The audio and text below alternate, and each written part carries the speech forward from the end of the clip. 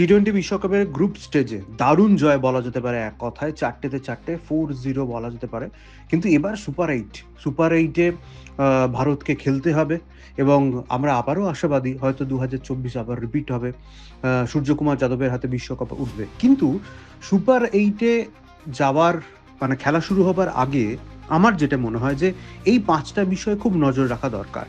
সেটা হচ্ছে প্রথমটা কি না, অভিষেক শর্মাকে ব্যাক করা। অভিষেক 3টি ম্যাচ খেলে ডাক করেছে, শূন্য করেছে, কিন্তু অভিষেক ফর্মে রয়েছে। কোথাও গিয়ে একটা মানসিক অবস্থাটা নিয়ে ভাবতে হবে। তাই টিম ম্যানেজমেন্ট অভিষেককে ব্যাক করবে এটাই আশা করা যায়। অর্থাৎ অভিষেকের ফর্মে ফেরা এবং অভিষেকের একটা দুর্দান্ত ইনিংস ম্যাচের রং পাল্টে দিতে পারে। তাই অভিষেককে ব্যাক করাটা দরকার এবং করা হবে বলেই আমার মনে হয়, আমার ধারণা।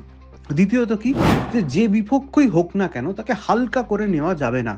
কিছুটা যেন শারীরিক যে চালচলন আমরা গতকালের ম্যাচে অর্থাৎ নেদারল্যান্ডস ম্যাচে দেখেছিলাম প্রথম দিকে, সেটা কোথাও গিয়ে হয়তো ক্রিকেটারদের একাংশের মধ্যে বলতে শুরু করেছিল বোধহয় নেদারল্যান্ডসকে হালকাভাবে নিয়ে নিয়েছে ভারত। কিন্তু সুপার 8 কোনো বিপক্ষকেই হালকাভাবে নেওয়া যাবে না। অর্থাৎ দক্ষিণ আফ্রিকা রয়েছে, জিম্বাবুয়ে রয়েছে, ওয়েস্ট ইন্ডিজ রয়েছে, তিনটেই দলই কিন্তু লড়াই করে উঠেছে এবং হাড্ডাহাড্ডি লড়াই হবে বলেই ধরে নেওয়া যাচ্ছে। 3 নম্বর খুব ক্রুশিয়াল, সেটা হচ্ছে মিডল অর্ডারের ধারাবাহিকতা রাখা। কেউ না কেউ খেলে দিচ্ছে।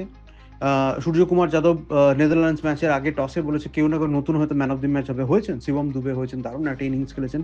কিন্তু কোথাও গিয়ে বোধহয় ধারাবাহিকতাটা কিন্তু সবার মধ্যে থাকাটা ভীষণ রকমভাবে প্রয়োজন বলে আমার মনে হয়। যদিও সেটা খুব একটা চিন্তার বলে নয়, কিন্তু সূর্যকুমার যাদব কালকে ম্যাচ শেষে বলেছেন যে আমাদের কিছু বিষয়ে নজর দিতে হবে, তার মধ্যে বোধহয় এটাই পড়বে।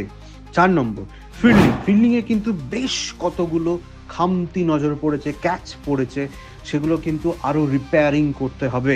অর্থাৎ ফিল্ডিংটা আরো আঁটোসাঁটো করতে হবে, আরো প্রপার করতে হবে, নিখুঁত করতে হবে। ক্যাচ ফসকালে হবে না। একটা চলতি কথা আছে, ক্যাচ মিস মানে ম্যাচ মিস, সেটা যেন না হয়, এটা মাথায় রাখতে হবে, কারণ সুপার 8 এটা।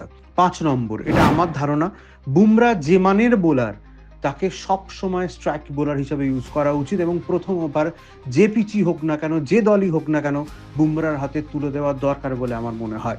এটা আমার ব্যক্তিগত ধারণা, আপনারা দ্বিমত পোষণ করতেই পারেন। তবে এই যে 5টা পয়েন্ট আপনাদেরকে বললাম, আপনারা যদি সহমত হন অবশ্যই কমেন্ট করে জানাবেন। আর আরো ইন্টারেস্টিং, আরো ইনফরমেটিভ, আরো নিত্য নতুন খবরের জন্য অবশ্যই ফলো করুন অর্পণ অ্যাঙ্গেল, সাবস্ক্রাইব করুন অর্পণ অ্যাঙ্গেল।